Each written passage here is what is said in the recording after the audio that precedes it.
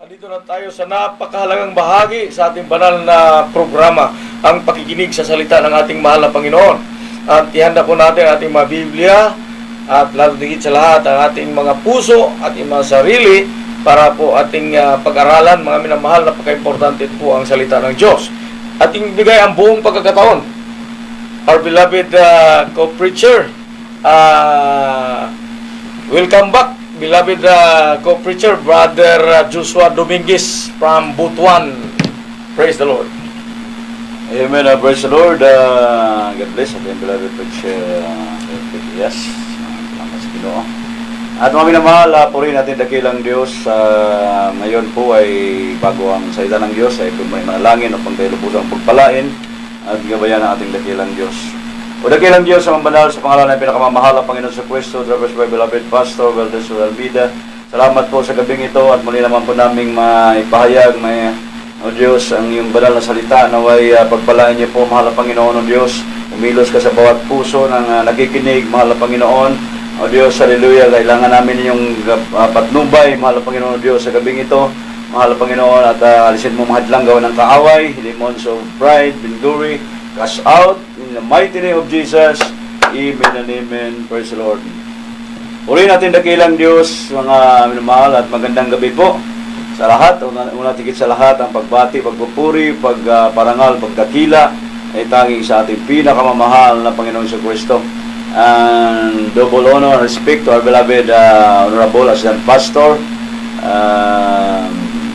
ating beloved Pastor Valdez Almeida, and his beloved wife, ating beloved son Pastor, and to our beloved children, mga beloved minister, beloved co-workers, co-preachers, sa ating mga minamahal po nating mga viewers, magandang gabi po sa inyo.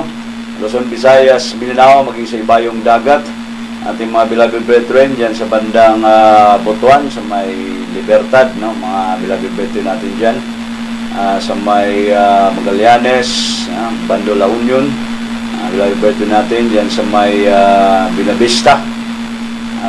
Kinig po sa ating malalang programa dyan sa may Nasipit. Magandang gabi po sa inyo.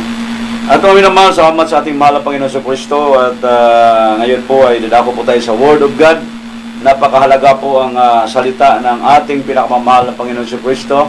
Sabi ng Biblia, ang tao hindi lamang po nabubuhay sa literal na pagkain, bagkus po nabubuhay ang tao sa pamamagitan ng salita ng Diyos. So ngayon ating pong topic about itong katanungan, mga minamahal, ano po yung patunay na ang gawain ng The Jesus Miracle Crusade International Ministry ay sa Diyos. Ito ba'y sa Diyos o ito ba'y nasa buong katotohanan? So mga minamahal, sa Biblia ay kaya pong patunayan ito, mga kapatid, kapagkat dito sa tunay na gawain ay talagang ang Word of God, ang salita ng Diyos, makapangyarihan, at amin po napatunayan yan. At sinabi po ng banal na kasulatan, lagi ninyong napakinggan halos gabi-gabi dito sa programang ito o sa mga pangangaral ng Jesus Miracle Crusade na ang Word of God ay kailangan ipangaral, no? And he said unto them, go ye into all the world and preach the gospel to every creature. He that believeth and is baptized shall be saved, but he that believeth not shall be damned. And this sign shall follow them that believe in my name, shall they cast out devils, they shall speak with new tongues, they shall take up serpents, and if they drink any deadly thing, it shall not hurt them. They shall lay hands on the sick, and they shall recover. So mga minamahal, itong Word of God na ating nabasa ngayon, napakinggan ninyo, na sinasabing magsiayon kayo sa buong sanglibutan. Dito sa Jesus Miracle Crusade, yan po'y ginawa, hindi lamang sa salita. Kaya bago lang kami, mga minamahal, nagdaos ng 21st Church Anniversary o Talipa of His Mission Church Anniversary. Isa po yan sa patunay na ito pong sinabi ito na magsiyaon kayo sa buong sanglibutan at inyong ipangaral ang Ebanghelyo sa lahat ng kinapal. Yan po'y ginawa sa ministeryong ito. Hindi po natatakot ang mga mangaral sa panguna po ng aming mahal na pastor, Wilde Estrada Almeida. Pinapangaral doon sa Ulo-Sulo ang salita ng Diyos. doon sa mga taong mga minamahal na talagang ubod ng sama nung panahon na yon. Pero nung napakinggan nila ang Word of God, sila'y binago ng ating mahal na Panginoon si Kristo. Katulad ng mga commander ng NPE, no? Mga busayap, dito binago sa ministeryo ito ng Jesus Miracle Crusade. Yan po'y pinapangaral ang salita ng Diyos. Kasi sinabi dito ipangaral ang Ebanghelyo sa buong o sa lahat ng kinapal. Marami ngayon nangangaral pero sa bahay lang nila o sa lugar lamang nila, mga minamahal.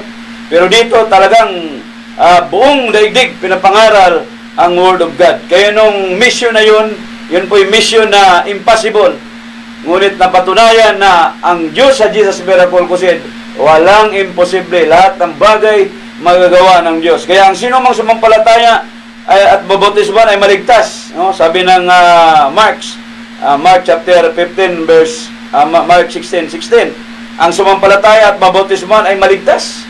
Kaya yung mga sumampalataya, mga minamahal, doon sa bundok ng Hulo-Sulo, at tulad ng mga sipadan hostages, 21 sipadan hostages, nung sila'y sumampalataya, gumaling yung kanilang karamdaman, nagbago yung kanilang mga buhay, at sila po'y napalaya. Napalaya yung 21 sipadan hostages. Dito, sabi, ang sumampalataya ay maliligtas, tatapat ang hindi sumampalataya ay paparusahan. Kaya napakahalaga po itong bautismo in the name of Jesus. Bakit? Dahil ang pangalan ng Diyos, in Jesus' name, that is makapangyarihan. Yung mga karamdaman na may pinagaling, katulad ko, mayroon akong karamdaman, ulcer, allergy, may sakit sa mata, mga minamahal, nung panahon na yon, nung first time kong dumalo sa gawain ito. And then, ako po'y tumanggap ng water baptism. Instant po, pinagaling ng ating pinakamamahal na Panginoong Jesucristo. So, at lalaki pa mga tandang ito sa mga magsisampalataya, magpalabas sila ng mga demonyo sa aking pangalan, magsalita sila ng mga bagong wika. Kaya dito, po mga kapatid, nagbabago ang tao. Kahit sa pananalita, mapakinggan mo, wala na yung pagmumura. Yung iba, mga ngaral na, nagmumura pa. Mapakinggan ninyo, on-air, nagmumura. Dito hindi nyo mapakinggan po yan, mga kapatid. Kahit sa aming mga kapatiran, talagang binago ng Diyos. And then, yung sinabi na magpalabas sila ng mga demonyo, nangyayari po yan dito sa Jesus Miracle Crusade. Isa po ako sa witness, amin na mahal, dahil yung dati kong kapatid, isang drug addict, na demon possess, napasukan ng masamang espiritu. Subalit nung tinanggap niya ang water baptism, talagang lumayas yung masamang espiritu. Naging matino, mga kapatid, yung aking mahal na kapatid, o kapatid sa laman. Dito talagang pinalaya ng Diyos yung mga inalihan ng masamang espiritu. Kaya sinabi ng Biblia, at kung sila magsiyawag ng mga ahas, at kung sila magsinom ng mga bagay na makamamatay sa namang paraan na hindi makasama sa kanila. So dito, mapakinggan ninyo mga iba't ibang uri ng himala. Yung mga nakagat ng ahas. Hindi na kailangan pumunta pa ng ospital, magpagamot. Kasi i-rebuke lang in Jesus' name. Mawala na po mga minamahal yung kagat ng ahas, biglang gumaling, parang magic. Dito, napatunayan yan. Mapatunayan. At napatunayan, talagang napatunayan sa ministeryong ito. Hindi lang isa, dalawang mga kapatiran magpatotoo sa mga bagay na yan, na yung mga iba nakagat ng ahas. Dito mga minamahal, pinagaling ng ating mahal na Panginoong Jesucristo. Ano man yung mga lason, makainom ng lason. Tutulad ating mahal na kapatid, pumunta ng Dipolog City. Yung kapatid natin sa Zamboanga, Sibugay Province. So, pagdating niya doon, naka-encounter siya ng taong yung pinasukan siguro ng kaaway, ng diablo. So, biglang tinapik yung kanyang kaliwang balikat, mga kapatid. So, siguro may lason yun. Ano ba yung gawa ng kaaway? Ang minamahal para siguro napagtripan niya, gusto niyang patayin yung aming kasama, pero nung sumigaw yung aming kasama na preacher, sabi niya, in Jesus' name. So yung gumawa sa kanya nung bagay na yun, mga kapatid, yun ang nanghina. Nanghina yung katawan. Talagang parang nag-reflect sa kanya yung kanyang ginawang masama sa aming mahal na kapatid. Totoo ang Biblia. Oh? Ano daw po yung mga lason, yung mga nakamamatay na bagay, sa anong paraan ay hindi makasama sa kanila. Ipapatong nila ang kanilang mga kamay sa mga masakit at sila'y magsisigaling. Dito, mga karamdaman, iba't ibang uri ng karamdaman, cancer, leukemia, TB, asthma, diabetes, ulcer, anemic, high blood, ano mga karamdaman, dito, pagalingin ang ating mahal na Panginoon si Kristo. Kaya kayo, kung nakikinig man kayo, nagsubabay kayo sa aming banal na programa, may karamdaman kayo, manampalataya kayo sa mahal na Panginoon, gagaling ang inyong mga karamdaman. Isa po kami sa saksi o witness, kasi kami dati may mga karamdaman din. At tulad ng sinabi ko, may karamdaman akong ulcer, may allergic. Pinagaling ng ating pinakamamahal na Panginoon si Kristo. Instant po yun, after water baptism. So mga minamahal, nasa Bible ba? May nagtatanong, nasa Bible ba daw yung crusade? Kasi ang Jesus Miracle Crusade, mababasa ninyo sa ating mga streamer, sa logo, Jesus Miracle Crusade. Bakit daw mayroong crusade? Kasi lagi nagkukrusada ang Jesus Miracle Crusade. Lalo na nung time na before itong pandemic na nangyari sa ating daigdig. Kung daigdig, mga minamahal, pinahintulutan ng mahal na Panginoon. So, may mga krusada. Halos every month. No? Mayroon pang mga Bible study. Ito, gabi-gabi, mapakinggan ninyo. Ang Word of God, mapapakinggan ninyo lagi. So, nasa Bible ba? So, sabi ng Biblia, kung ating mababasa sa gawa ng mga apostoles, 10:38, sa makatuwid bagay si Jesus sa taga Nazaret kung paanong siya'y pinahira ng Diyos ng Espiritu Santo at kapangyarihan na naglilibot na gumawa ng mabuti at nagpapagaling sa lahat ng mga pinahirapan ng dyablo sapagkat suma sa kanya ang Diyos. Nung nagkatawang-tao ang ating mahal na Panginoon si Kristo, nung siya nangaral ng Word of God, amin naman, krusada ang tawag noon. Kahit saan siya nagpunta, sabi dito, nilibot niya mga minamahal, naglibot ang ating mahal na Panginoon, naglilibot, naggumagawa ng mabuti, at nagpapagaling sa lahat ng pinahirapan ng dyablo. So, nandito po sa Biblia po yan, mga minamahal, yung krusada. Kaya ginawa po yan, o ginaganap po yan dito sa Jesus Miracle Crusade, kasi nasa Bible po.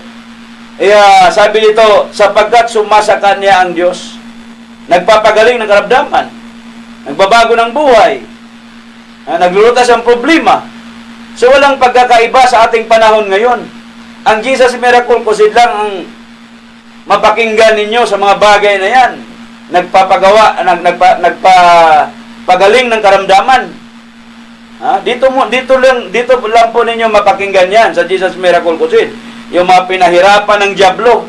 At tulad ng pinagpatutuo ko sa inyo kanina, yung kapatid ko sa laman, naging demon possessed dito. Pinalaya ng ating pinakamamahal na Panginoong Jesucristo. And then sa Mateo 4:23 hanggang 25, sabi dito, at nilibot ni Jesus ang buong Galilea at nagtuturo sa mga sinaguga nila, at ipinapangaral ang ebanghelyo ng kaharian at nagpapagaling ng lahat ng sari-saring sakit at ng lahat ng karamdaman na nasa mga tao, at lumaganap ang paggabantog niya sa buong Syria, at kanilang dinala sa kanila ang lahat ng mga may karamdaman at ang mga pinipigati ng sari-saring sakit at pahirap at mga inaalihan ng mga demonyo at ang mga himatayin at mga lumpo, at sila'y pinagaling niya at sinundan siya ng lubang karamihang tao mula sa Galilea at Decapolis at Jerusalem at Judea at mula sa dakong ibayo ng Jordan. So, nagkukrusada po ang mahal na Panginoon, kaya hanggang ngayon, nagkukrusada. Ang Jesus Miracle Crusade. Jesus, ibig sabihin, ang mahal na Panginoong Jesus pa rin, mga minamahal. nagkukrusada hanggang sa ngayon. Hindi po nagbabago yan, mga minamahal. Biblical. Jesus is the same yesterday, today, and forever. Hanggang ngayon, nagpapagaling ang mahal na Panginoon. Kaya yun po ang kasagutan. Mayroon bang krusada sa Biblia? Mayroon. Marami ngayon dyan nagtatanong, bakit daw nagkukrusada ang Jesus Miracle Crusade? Kasi sa kanila, walang krusada. Dito, laging nagkukrusada. So kung wala pong gaganapin na krusada, so paano po maligtas ang mga tao? Paano po makapakinig ng Word of God, yung mga sinners, yung mga makasalanan? Kung walang krusada, paano sila sasampalataya sa Diyos kung walang krusada? Katulad namin, paano kami magkaroon ng pananampalataya sa Diyos? Katulad ng mga Sipada na Stages, nangyari year 2000, yung mga Abu Sayyaf, paano magkaroon sila ng pananampalataya kung walang pumupunta doon, nangangaral ng Word of God? Sabi nga ng Romans chapter 10, sino ang tinawag ng mahal na Panginoon para mabuksan ang isip ng tao sa Ebanghelyo? Sino ang magpapakilala sa tao sa Ebanghelyo? May katanungan po sa Biblia. Sino po kung walang krusada? Sino yung magpapaalala sa mga tao na mayroong Diyos na makapangyarihang Diyos? Yung kaya niyang i-demonstrate ang kapangyarihan ng gospel. Yung kaya niyang ipakita sa mga tao ang kapangyarihan ng Diyos. Dito, mga minamahal, kami mismo ang magpatunay sa inyo. Gabi-gabi, pakinggan ninyo yan dito, nagpatunay. Yung mga kapatiran natin, nagpatotoo. Patunay yan na ang Diyos sa Jesus Miracle Crusade ay makapangyarihang Diyos. Kaya, sabi nga ng Biblia in 1 Corinthians, unang Korinto 2:4-5, at aking pananalita at aking pangangaral ay hindi sa mga salitang panghikayat ng karunungan, kundi sa patutuo ng Espiritu at ng kapangyarihan, upang ang inyong pananampalataya ay huwag masalig sa karunungan ng mga tao, kundi sa kapangyarihan ng Diyos. Sino yung kayang mag-demonstrate ng kapangyarihan ng Diyos? Kaya dito, mapakinggan ninyo, mga minamahal, kami mismo, sinabi namin sa inyo, makapangyarihan ng Diyos sa Jesus Miracle Crusade. Yung mga hindi pa nakadalo, hindi pa nakaranas dumalo sa gawain ito ng Jesus Miracle Crusade, subukan ninyo ang dumalo. Huwag kayong mahiya. May makaramdaman kayo. Huwag kang mawala ng pag-asa. Huwag kang mawala ng pag-asa. Ako nga, nung nagkaroon ako ng karamdaman, 3, ulcer, allergy, sakit sa mata, talagang hinahanap ko. Pag may magkrusada sa aming lugar, kahit yung mga Amerikano, Negro, ako po'y sasali para gagaling yung karamdaman ko. Pero hindi gumaling. Pero nung nagkrusada ang Jesus Miracle Crusade sa lugar namin, doon sa dako ng Zamboanga City, ako po'y dumalo, nakikita ko talaga sa aking dalawang mata yung mga hindi na makalakad, pinalakad ng mahal na Panginoon. Yung mga na-stroke na, naka-wheelchair, pagbalik nila, yung wheelchair, hindi na nila sinakyan. Bit-bit na nila yung kanilang mga saklay. Pinagaling sila ng mahal na Panginoon. Yung may mga cancer, pinagaling ng Diyos. Yung mga bulag, nakakita. Yung mga pilay, nakalakad. Nakikita po namin yan tuwing magkukrusada. Kahit kayo, subukan nyo dumalo sa gawain ito. May karamdaman kayo, isang tiyak na bagay. Pag uwi ninyo, gagaling na yung karamdaman ninyo. Nagdepende yan sa inyong pananampalataya. Katulad ko, nakikita ng mahal na Panginoon yung pananampalataya ko. Kaya instant, ako po'y pinagaling ng Diyos. Hanggang ngayon, hindi na bumalik yung ulcer ko, yung allergy ko. Hindi na bumalik. Kaya ang gospel is powerful, makapangyarihan. Makapangyarihan ng Ebanghelyo, ang salita ng Diyos. So, sabi nga ng Biblia, Romans chapter 1, verse 16, "For I am not ashamed of the gospel of Christ, for it is the power of God unto salvation to everyone that believeth, to the Jew first and also to the Greek." Makapangyarihan, ang salita ng Diyos, power of God unto salvation. So, power to heal your sickness, diseases, obtain power to overcome, to overcome sin. Dito, huwag mo sabihin, makasalanan ako, Brad. Baka hindi na ako tanggapin ng mahal na Panginoon. No. yan ka nagkakamali. Kahit gaano kaitim, sabi ng Biblia, kapula yung kasalanan mo, kayang paputiin ang mahal na Panginoon katulad ng balahibo ng tupa. Ibig sabihin, kaya kang patawarin ng ating pinakamamahal na Panginoon si Kristo. Yung kapatiran nga namin na mayroong cancer sa utak, sabi niya, kapag nasa bigit ka daw ng kamatayan, hindi mo natatawagin ang mga mahal mo sa buhay. Ang tatawagin mo, walang iba, kundi ang may-ari ng iyong buhay. Pag nasa bigit ka na ng kamatayan. Huwag kayong mag-alinlangan. Huwag magdalawang isip. Subukan ninyong dumalo sa Jesus Miracle Crusade. Ang Jesus Miracle Crusade ay hindi po ito katulad ng relihiyon nating nakagisnan. Naglilingkod ka sa Diyos, ngunit wala kang pagbabago. Hindi katulad itong Jesus Miracle Crusade sa ibang relihiyon nating kinagisnan. Dito, talagang magbabago ang buhay mo. Magbabago ang buhay mo dito. At kung alipin ka ng kasalanan, dito, hindi ka na maging alipin ng kasalanan. Bagkus, maging alipin ka na ng katuwiran. Kasi may malasakit, sabi nga ng Biblia, may malasakit sa Diyos. Ngunit, hindi ayon sa pagkakilala. Maraming mga ganyan. May malasakit sa Diyos, ngunit hindi ayon sa pagkakilala. So, walang kabuluhan, sabi ng mahal na Panginoon, ang kanilang pagsamba. Walang kabuluhan ang kanilang pagsamba sa akin, sabi ng mahal na Panginoon. So, bakit hindi niya subukan ang Jesus Miracle Crusade? Dito ninyo makikita, maririnig, ang pagdalo mo dito hindi masasayang, ang paglilingkod mo dito hindi masasayang, dahil mayroong kabuluhan. Mayroong kabuluhan, magkaroon ng kabuluhan.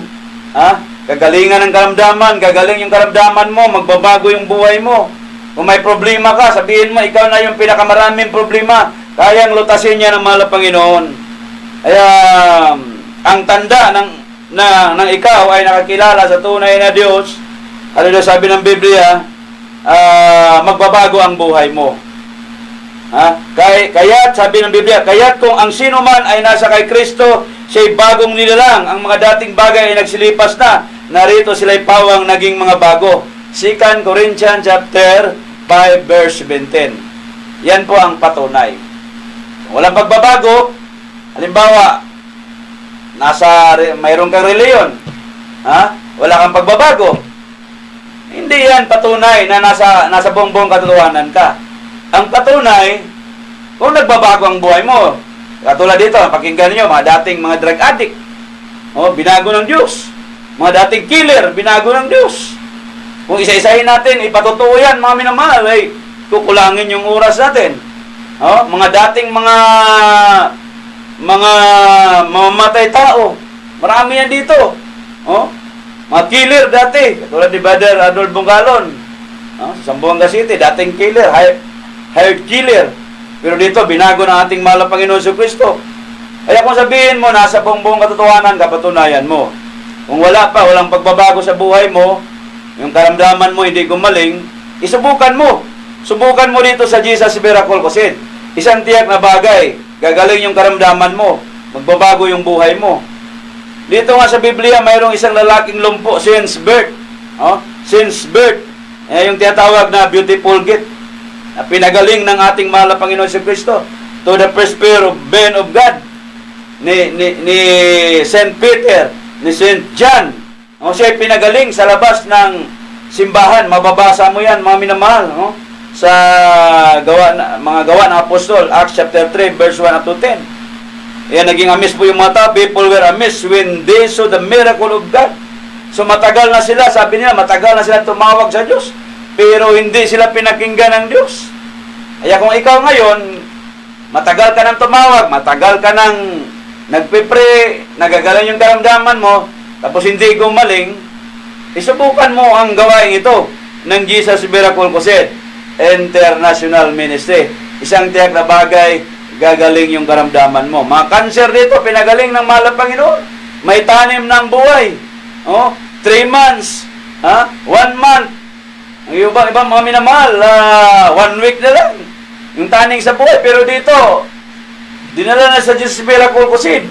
nagkaroon ng pag-asa. Hopeless na ha, pero dito nagkaroon ng pag-asa.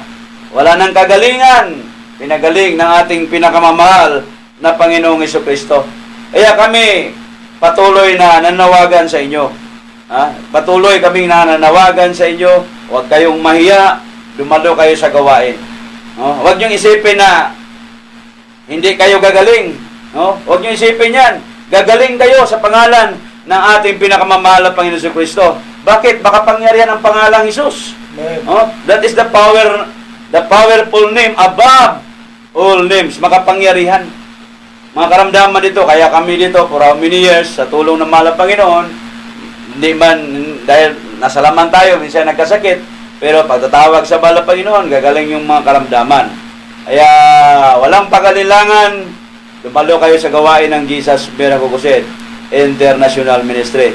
Kaya sa mga oras ito, manalangin tayo, tanggapin nyo si Jesus Christ, na hari tagapagligtas ng iyong buhay. Sumunod kayo sa maiksing panalangin na aking babanggitin. Sabihin ninyo,